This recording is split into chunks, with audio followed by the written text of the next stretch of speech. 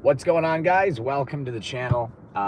Really big updates I want to give you guys today, but I'm going to wait for everybody to join in as I don't want to start this, obviously, without everybody in here. So what I want to do is tell anybody who's watching this after it's live, skip ahead to like the 1 or 2 minute mark at least if you want to, skip this. But I'm going to wait for everybody else to join in before I actually get started. A lot of fun stuff to talk about in a very short amount of time. So everyone's joining in now. We'll get right to it. A lot of cool stuff coming. What's up, Dylan? What's up, Randy? What's up, Humble? Like I said, guys, just waiting for more people to join in. I'm sure we're going to have a lot of people joining in over the course of the next 1 to 2 minutes. So if you're watching this video and it's not live, I highly suggest just skipping ahead to like maybe the 2 or 3 minute mark or whatnot. See how long it takes to get everybody in here. This way everybody can hear it all at the same time. What's up, Josh? What's up? What's the name? I can't read it. Oh, Penne, I think. I don't know. I could have got that wrong. What's up, Xander? What's up, Jay? I appreciate it, bro. What's up, Josh Dunn? So we got some really cool upgrades coming for the Redeye. I'm going to tell you guys all about it. What's up, Blake? I appreciate that, man. I got some serious stuff going on for the Redeye. What's up, Ross? I appreciate that as well. I really am trying to pioneer this build, so to speak. What's up? What's up, Mitch? So, I appreciate that. I got some really, really good news for you guys. This is going to be huge. So we're going to start with the Redeye and the fact that right now I'm making right around 900 wheel horsepower. I've been pretty good, Humble. How about yourself? So I'm sitting about 900 wheel horsepower. I'm potentially in the 9.5 range for the Redeye. So most likely, the fact that I had a 1.75 60-foot time and ran 9.9 puts me relatively 9.5, 9.4 with a much better launch. So it's already a mid 9-second car all day easily.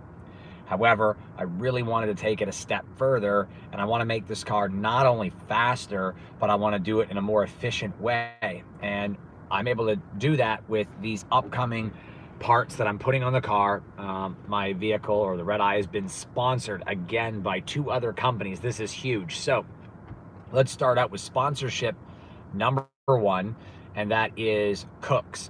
I'm going to be headed down to North Carolina to see the guys over at Kooks for the next set of mods on the Redeye, which is going to be their long tube headers, not the smaller ones, the larger ones with the 2-inch primaries, and of course high flow cats. The high flow cats are not going to be restrictive like the factory cats, although the factory catalytic converters are not restrictive in any way. They're going to be almost like a straight pipe. It's just going to help tone down the noise because it's a little loud. So it's just going to help tone that down. I do have a transmission tune done by Tim Barth and AJ at Hemi Tuner, and it's the Demon Cal tune and full line pressure. So it shifts much faster and more efficiently. More details on that on a separate video. So with the Kooks sponsorship and the long tube headers, they don't really make a whole lot of power on a stock Hellcat, meaning that if you just take a stock Hellcat, put long tube headers in an intake and a tune, you're going to have some gains, but we're probably looking at 5 wheel horsepower, maybe 10 at the most. When you start getting to my power level and you're making 22 pounds of boost, the headers are going to basically relieve a little bit of that. So I'm going to lose a pound of boost. So instead of getting 22, I might get 20 or 20 and a half. Makes the engine more efficient. But with E85 and the power that I'm making, the headers are going to give me anywhere from 30 to 40 to the wheels because of how much more efficient the engine is going to be. And I need that airflow because I'm making all kinds of boosts now. I mean, 12 pounds of boost on a Hellcat, 15 on a Demon or a Redeye, or 14.6, whatever it is. I think it's like 14.6. That's a lot of boost, but it's a far cry from 22. So that's why the headers are going to make a ton of powers, because of how much extra boost and how much power I'm making. I need all the airflow I can get. And those headers are going to put me in the 930 wheel horsepower range, easy. So I'm going to have some good power gains, not to mention they're going to be lighter than the stock downpipes and of course the header. So we're going to save a couple of pounds and we're going to get more power.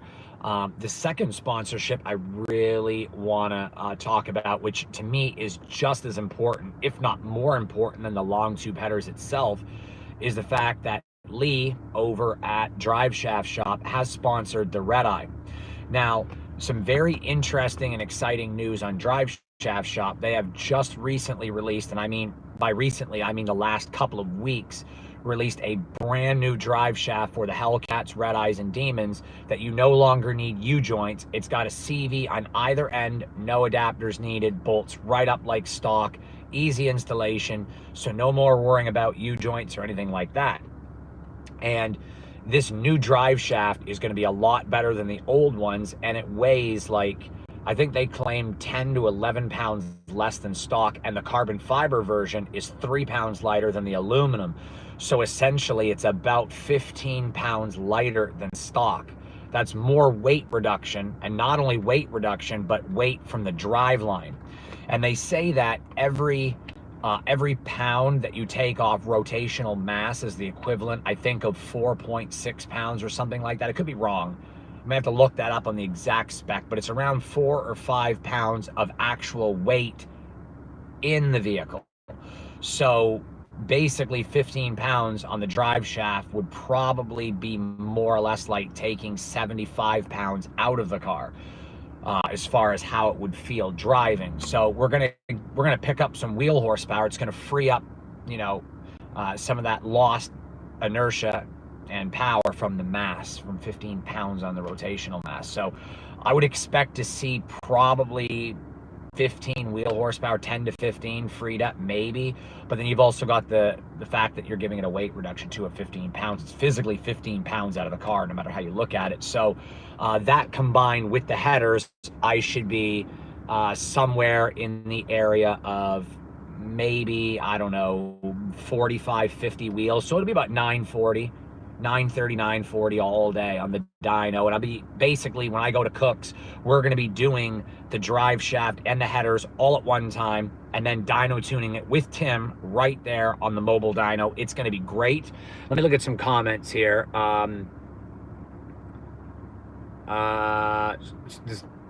The fastest Redeye ran 928. Yeah, I'm quite aware of that, considering that Redeye is built by the guy who built my car.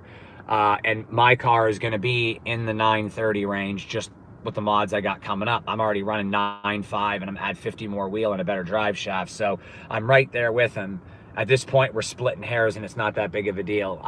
If a guy runs 928 and I run 931, to me, that doesn't matter. It really just doesn't. I mean, splitting hairs is not what I'm really doing this for. I'm more of a passionate car enthusiast, so I don't care about time chasing down to a 1,000th or a 100th of a second. It's not that big of a deal for me. Let me see.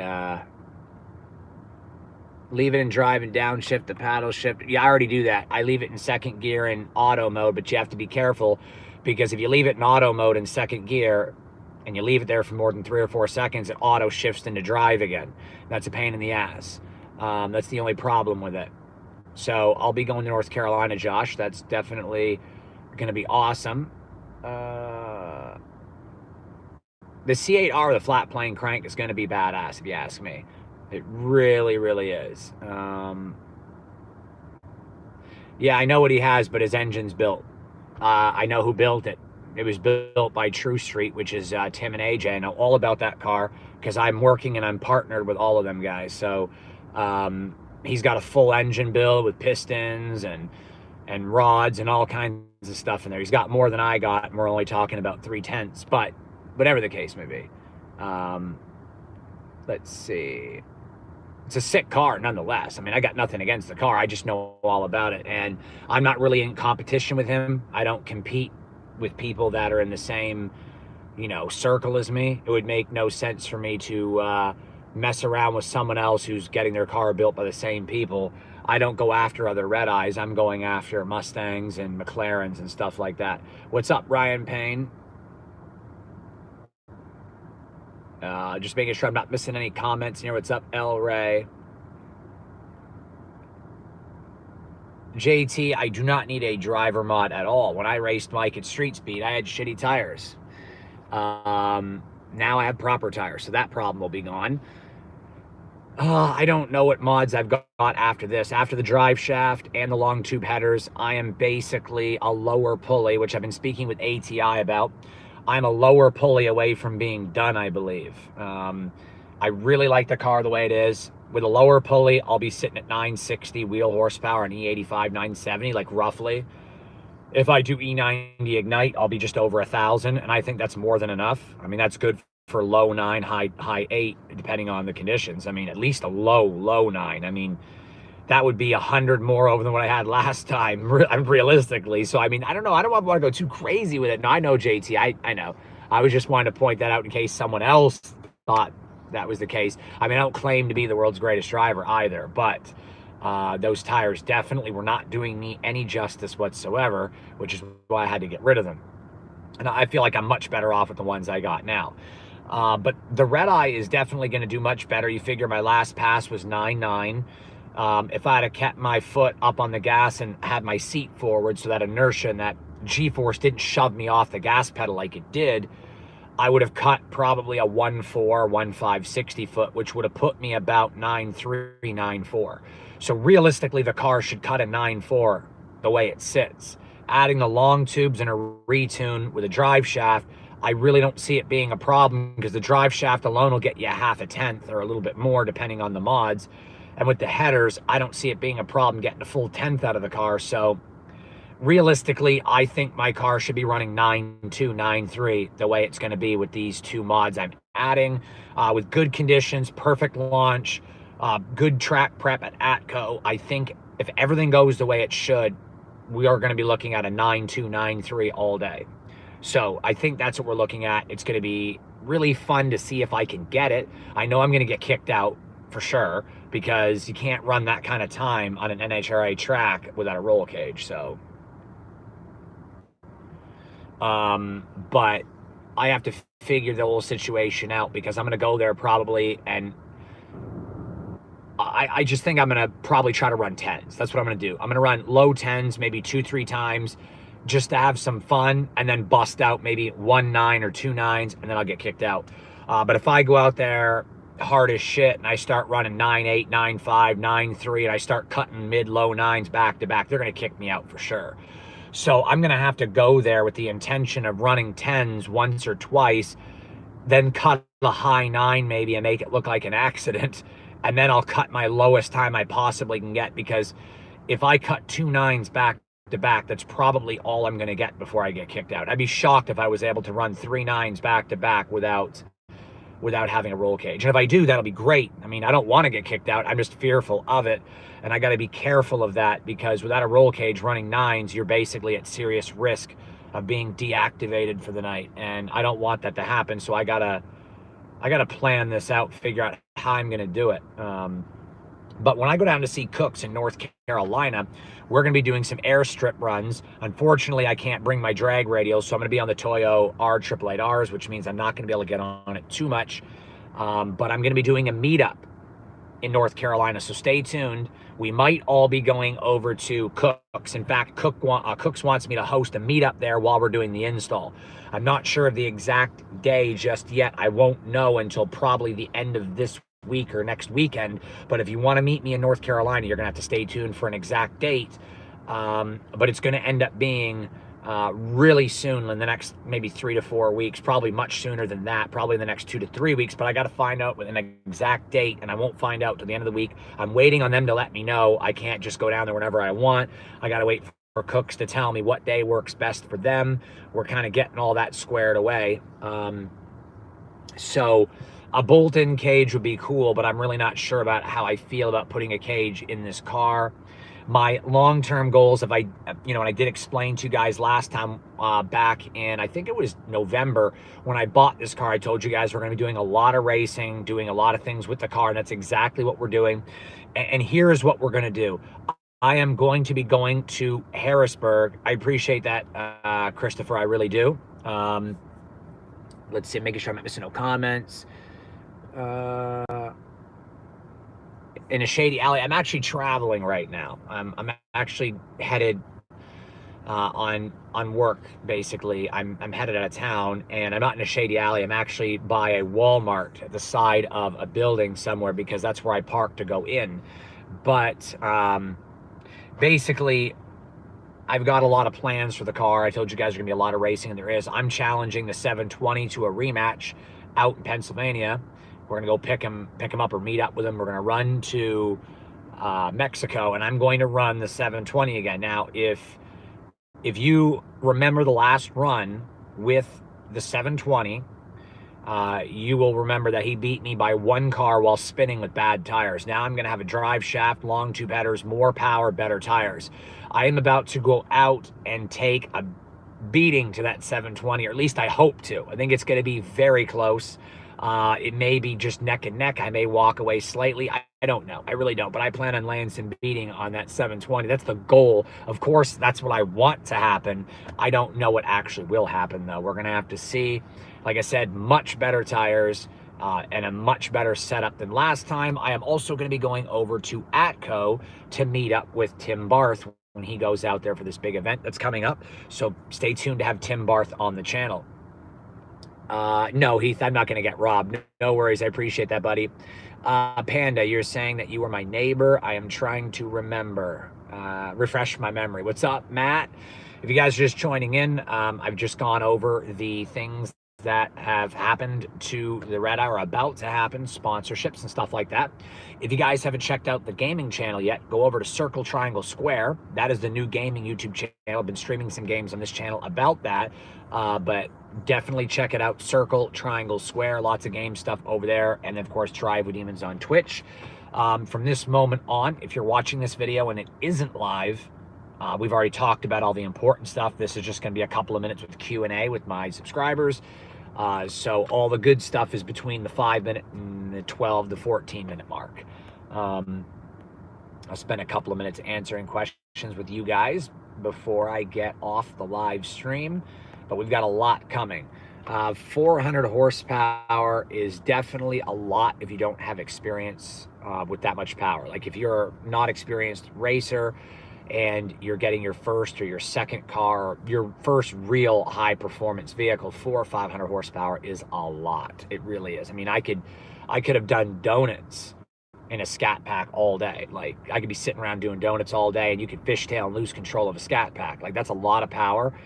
So if you're new to vehicles or new to racing, I wouldn't recommend getting a Hellcat and running out and just, you know, going hard as hell, because you could end up hurt. Definitely practice and get used to the power first.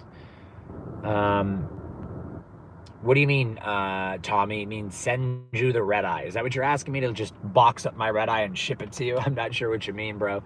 Oh, 4 years experience. Okay. I must have misread that.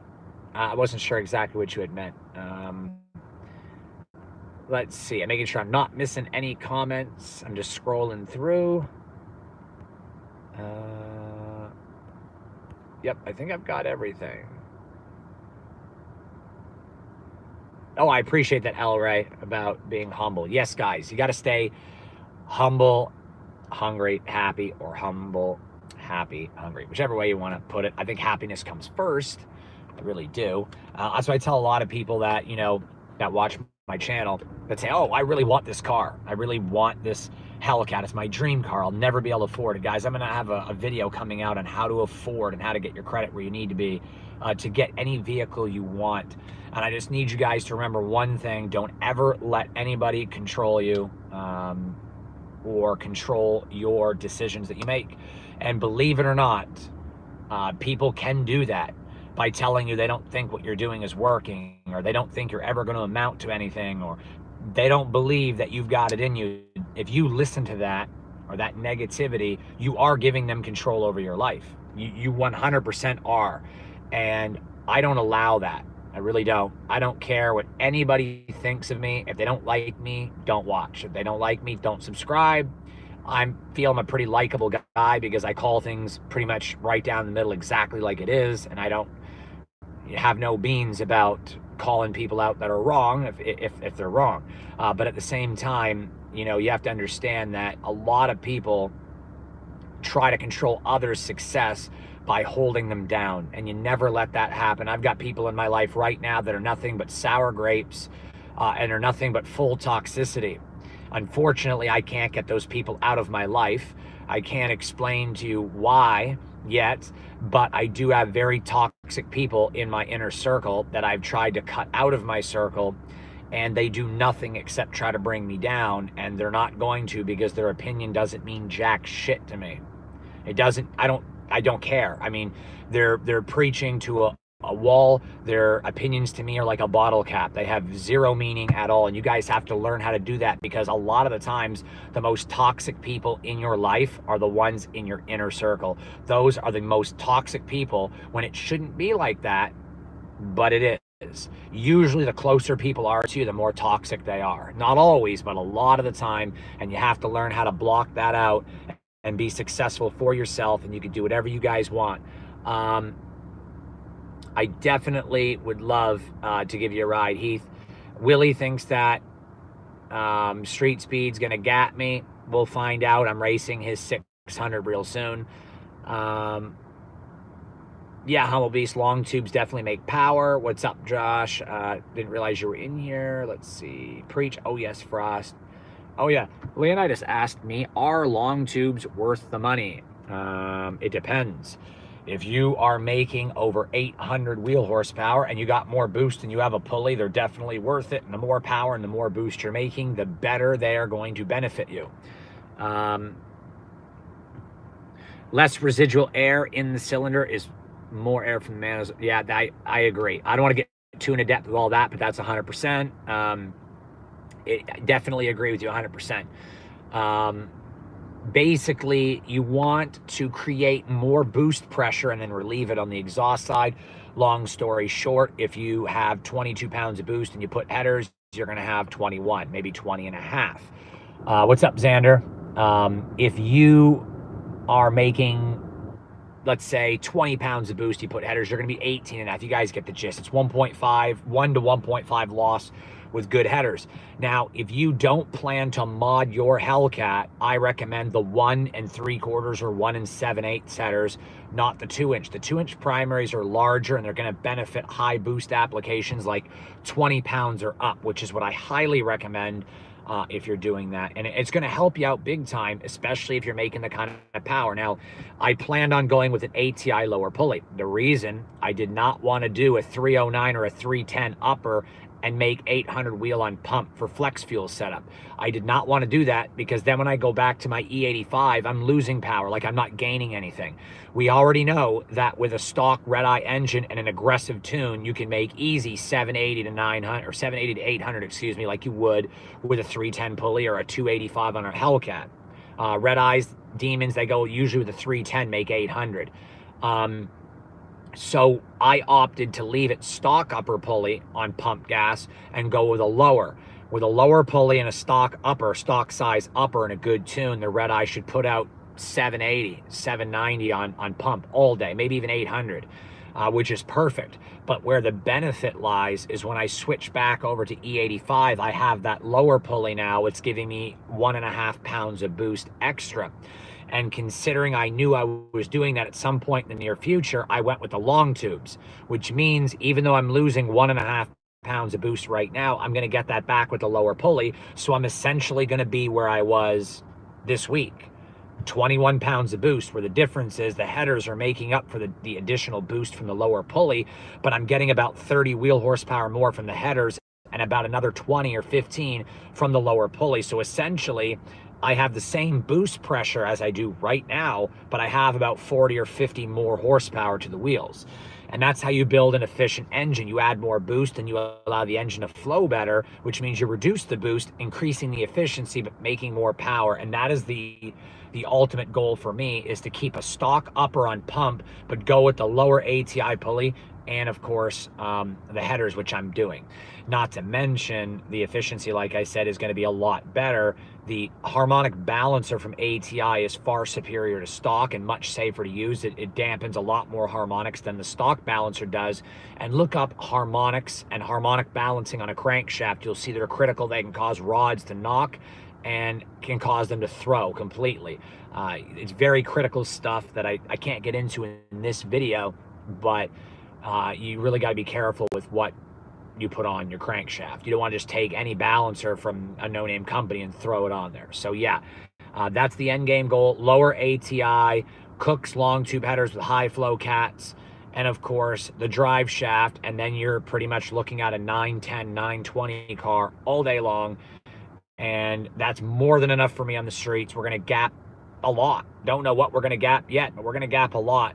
950, 960 wheel on the street with slicks. That's a lot of power. And, you know, I'm not saying I'm going to beat everybody, but that's a lot of power. And we're going to have a lot of fun. So I'm hoping you guys will enjoy it. I'd have to say the best tuner right now is going to be either Tim Barth or Josh over at HHP. Those are the two that I would recommend highly. Definitely. Excuse me. Less shop talk and more proof of all the chatting. Already proved that when I walked Mike at Street Speed in his ZR1. I already beat him twice. Yeah, I agree, Xander. It's definitely some crazy stuff. What do you think about the limited production Daytona? You know, I think it's cool. I do, but I'm not a fan of the color scheme. I'm not a fan of the blue with the white on it. I would have rather seen the back quarter decals in black or any other color really than white. But it's not that bad, but the wheels kill it for me. White vinyl on a blue car with silver wheels or alloy wheels killed it for me. I know they were trying to be different, but I'm not a fan of the alloy wheels on the blue. I'm just not. And I'm not a fan of the white Daytona quarter panel at all. It should have been some other color. I don't even know. I could have possibly liked the white quarter panel decal if they had gone with black wheels or gold wheels. I think they should have done the quarter panel in gold and the wheels should have been gold. That would have been much better, or bronze. I'm just not a fan of white and alloy or silver. I don't like it. Not a fan of it. But I think it's a great idea that it's a limited production car, and I love the wide body Charger.